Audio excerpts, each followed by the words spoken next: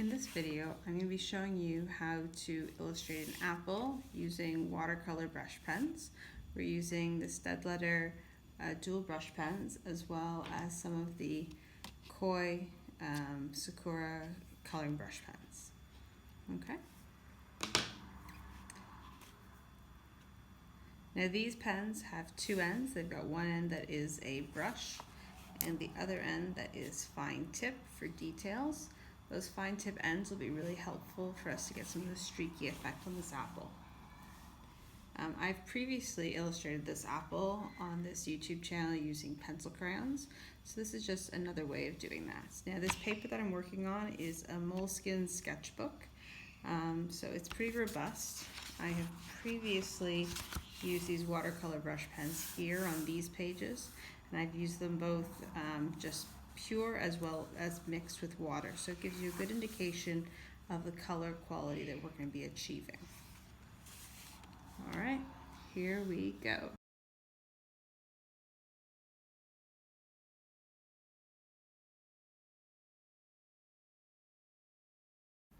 Okay, so now that I've applied some color to get me started, I'm going to be using some of my refillable water pens. These are by Pentel. And I'm going to be using these to just move some of the ink around and create a bit of an overall effect. Now these pens work by squeezing the barrel, which allows water to go down through and into the bristles.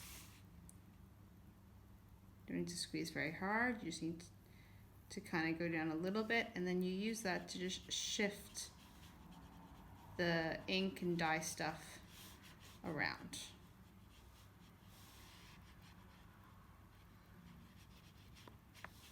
Now obviously once I do this, I'm going to have to let the whole thing dry before I can move on with the next layers, but it allows me to get started with a nice base tone of my apple before I start adding in some of the darker values and some of the patterning that exists on this apple that makes it unique. It's really important that as you work on this, you keep in mind the direction of the strokes, because that's going to reinforce the idea of this being a round object. And one of the nice things about this is you can pick up some of the color from other areas and deposit it where you need it. So since I want a little touch of red just on the outside edge of the back section of this apple, I am using my bristles to pick up the red from the front and carry it to the back. Okay, now that I have the majority of the color down, I'm going to be letting that area dry before applying the next layer to my image.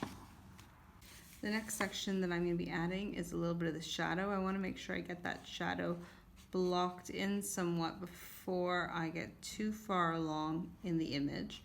Otherwise, I'm going to risk making the shadow look like it's overlaying the apple as opposed to beneath the apple, which is what my intention is.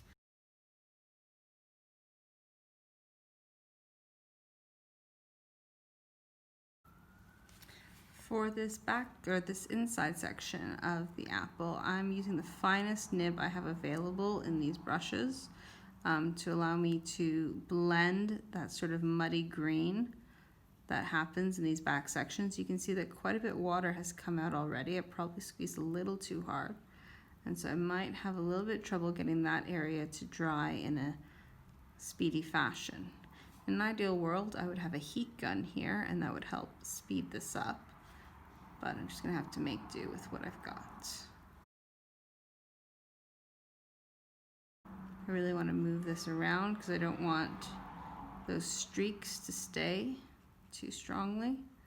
I just want the impression of green along there and slightly coming forward to help reinforce the way that the color moves around the apple.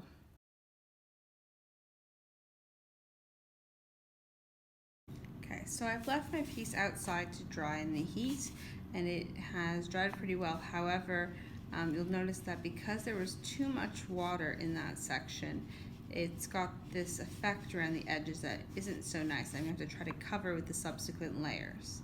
But you can see how it's blended really nicely along here, and those colors have really come together.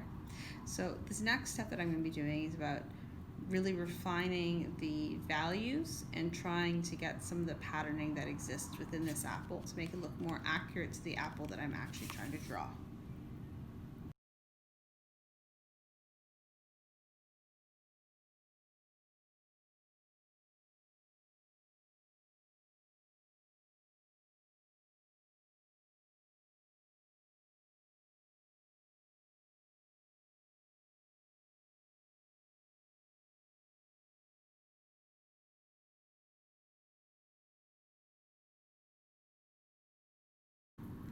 Okay, so this is the final image. It's still drying, however, you can see that by layering the colors, going back and forth between the brush colors, you're able to create something that looks fairly similar to actual watercolors.